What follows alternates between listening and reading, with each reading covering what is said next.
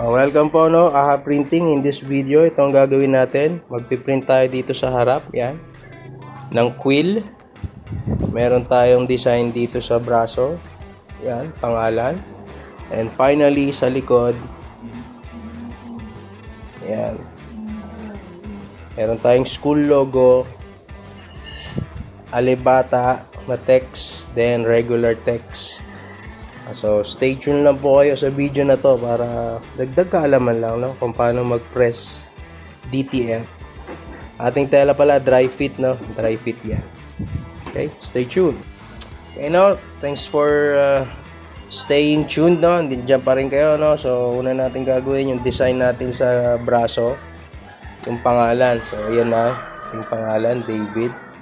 So, ang distance niya, siguro kahit mga 1 inch or 3/4 of an inch, pwede na dyan, no? Mula dito sa garterized na ano na to, no? Yan. So, mga 3/4 to 1 inch, okay na yan. So, maglalagay din tayo ng karton dyan sa loob. Okay? Ilalatag lang natin na maayos yung ating tela, damit dyan. Yan. So, set up ko lang pa. Okay, so yan, nalagay na natin yung ating karton sa loob. Lansyahin lang natin, no, para mawala yung lukot tsaka yung mga moisture, hindi matrap sa ating image. So, pre-press tayo. 5 seconds lang kasi mainit na yan. 165 na yan. 166 na. 3, 2, 1, 0. Okay, 5 seconds. Next ay secure. Okay. Secure lang natin yung ating text dito, ano, dyan. Gagamitan natin ng thermal tape. So, okay, no, na secure na natin. May thermal tape tayo, dalawang ends. So, paano ba to, no? Kumuha lang ako ng sentro dito, no, doon sa pinagtahian sa balikat, no. Diyan ko lang kinuha yung sentro niya. Yan. Tapos, yung sa level naman dito lang yan, sa baba. Kagaya nga ng sinabi ko kanina, ang distance lang yan, siguro 3/4 to 1 inch. Okay na yon. 3/4 to 1, o yan. 3/4 to 1 inch to 1 inch yan, ganon. So, planchahin na natin for 15 seconds.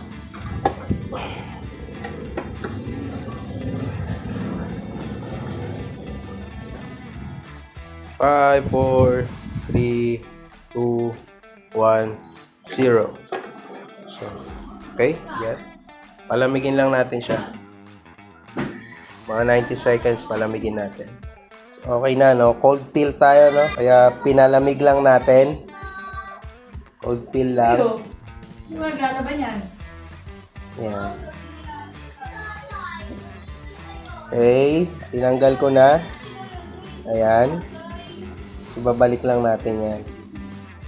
Tapos, final press, curing press, 10 seconds, para dikit na dikit talaga yung image nyo. Mas bagay ito. Okay. Alright na. 10, 8, 7, 6, 5, 4, 3, 2, okay. Sobra na. Pero pwede naman yan. Ideally, 10 seconds na talaga. So, okay na yan. Okay na to. Okay na. Okay na. David. Yung design natin sa kaliwang braso. Okay. Sunod naman natin yung sa dibdib at saka yung dalawa sa likod. Sunod po na ipe-press natin ay itong design niya sa kaliwang dibdib, no? Itong ang tawag dito, quill, panulat. Kasi ano to, school paper t-shirt to, pamamahayag, no? Tagalog. So ayan, so quill. So, may papel dito. So, papasok ko lang yan dito. Yan. Paganyan siya. Para nakaumbok dito. Kung yung isang parte natin, ipa-plancha yung ating design sa harap.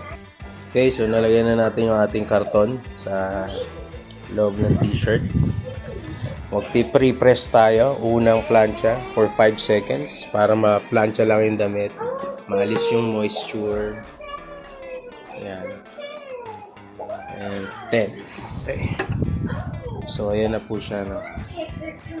Ito yung part na, ano. So, ilalagay natin ang ating design dyan. Ayan. Bali sa ano nito, ano, yung sa pinaka-design nyo, itatapat nyo rito. Tapos dito yung sentro niya, ano, pag ganyan siya. So, ayan. So, tapos na natin i-prepare, no? So, ang paglalagay nyo ng inyong image, ayan, kukunin nyo yung sentro dyan, dito sa balikat nito, dyan, pag ganyan. Or sa dulo ng collar banda rito, mula sa balikat. May bababa nyo lang yan. Tapos, yung image nyo ay, kahit lagpas lang ng konti dito. Dito sa part na to. Yan yung pinaka-sentro niya. Okay? So, ayan, ready na yan. May thermal tape na rin, dalawa. Planchahin na natin for 15 seconds. Temperature niya 165 degrees Celsius. Depende sa heat press nyo, no? Kung gaano kainit talaga ang kailangan. So, pre-press tayo. 15 seconds. Ayan, so nag-time na siya. Ayan, so okay na yan. Press na natin. Palamigin natin ng konti. Ayan, may init talaga yan, no? Palamigin natin. Pag lumamig, tatanggalin natin yung film. Okay, lumamig na, no? Tatanggalin na natin. So, mas maganda dito tayo magsimula magtanggal. Kasi itong ano na to, medyo fine to. Baka sumabit. O baka sumama, masira yung design natin. So, dito tayo sa makapal-kapal. Simula. So, ayan. Ayan siya. Okay. Okay. Ayan, natanggal na natin. Ibabalik lang natin. Ayan. Press natin ulit. This time, 10 seconds.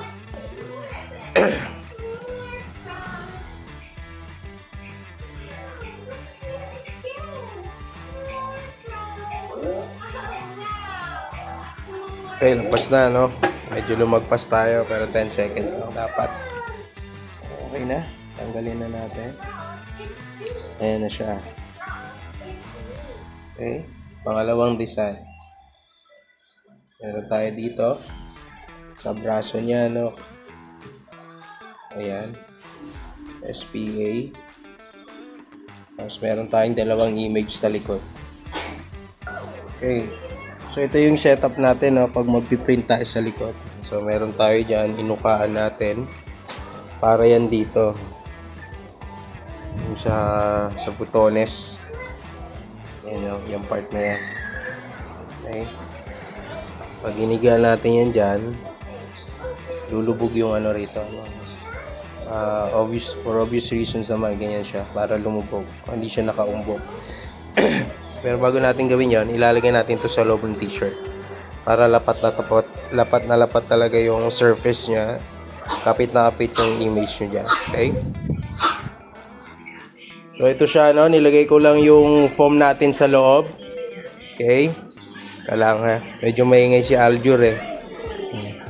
Kasi dadapa lang natin yan dyan. Ayan. So ganyan siya, no? Ayan. Para hindi nakaumbok yung ano natin. Okay, so ito yung ating ano, no, design sa likod. Logo ng school, then mamamahayag. So ito yung school paper uniform, no. Yan, school paper, yung mga official school paper, no, ng ano, eskwelahan na yan. Pagawa sila ng t-shirt. Mamamahayag. Okay? Yan, so ganyan ang ano niya, layout niya. Si sentro lang natin isa-isa. Or pwede na rin naman natin pagsabayan. Okay? So siguraduhin yung sentrado to. Ayan, sentro siya at level. Hindi tabingi.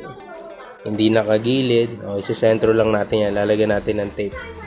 Pero bago yon, okay. So bago yon, mag-pre-press muna tayo. 5 seconds. Ayan, so higpitan ko na medyo nagagaanan ako sa ano niya eh. Higpitan ko konti para ipitin niya palalo. Ayan, kansya na. Ayan. Tansyado na. Tapos, saka natin nililayout yung image.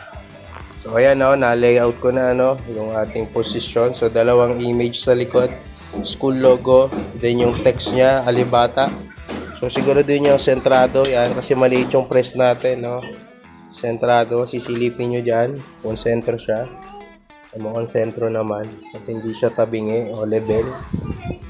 Hindi siya mababa rito, hindi mababa doon. So, press na natin 15 seconds. Ayan. Okay, timer buzzer. Nagbabuzz na siya. Ayan, so mainit. Cold fill yan, So, palamigin muna natin. Tanggalin, ibalik yung film. Planchain uli, 10 seconds. Okay, so ito na, malamig na, Natanggal ko na kanina, binalik ko lang ng konti para ma-videoan lang. So, ayan. Ayan, hindi wag nyo nang tanggalin yung tape kasi ibabalik nyo rin yan. Ayan. Ganun din sa logo. Ayan lang. Tapos balik nyo. Or babalik ko lang yan ng ganyan. Tapos final press curing. 10 seconds. Okay, tapos na po tayo, So, salamat po sa inyong pagsubaybay. Ayan po yung finished product natin. Ayan. So, hanggang sa muli po, sa mga order, Check nyo lang yung dyan, link, AHA Printing. Maraming salamat.